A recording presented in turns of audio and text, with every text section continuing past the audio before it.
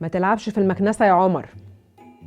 عمر، يا لهوي، ابعد عن البوتاجاز. عمر، على فكره عمر مش هيسمع كلامك وهيفضل بيلعب في المكنسه وفي عيون البوتاجاز وهيجر المخدات ويوقعها. طب نعمل ايه عشان خاطر يسمع الكلام؟ بصي يا ستي، السن بتاع من سنه ل3 سنين بيكون سن اكتشاف العالم. مهما قلتي له هو مش بيسمع غير صوت دماغه اللي بيوجهه ناحيه الاكتشاف، ومهما زعقتي هو مش هيسمع الكلام. طب نتصرف ازاي وهما بيعملوا حاجات خطر؟ انا هقولك. هنعمل حاجتين. رقم 1، الاقناع والكلام. يعني لو رايح ناحيه البوتاجاز تجري بسرعه عليه وتشيليه وتقولي له بالراحه يا حبيبي، ده بيلسع، او بالطريقه واللغه اللي هو بيفهمها. لان لا او نو اللي بصوت عالي مش في كل الاوقات بتجيب نتيجه او بتنفع، بل بالعكس بيكون في عند علشان خاطر بيسمع صوت الاكتشاف اللي في دماغه. رقم 2، هتقولي لي فيه ايه؟ انا مبيبقاش عندي وقت اعمل كل ده، انا ببقى عايزه الحق المصيبه. حلو، انا هقولك. لو رايح ناحيه البوتاجاز فورا هتجري عليه بس بدون زعيق، وبعد كده تجيبيه ناحيتك ويكون في ايدك التانية اي حاجه تشغل بيها انتباهه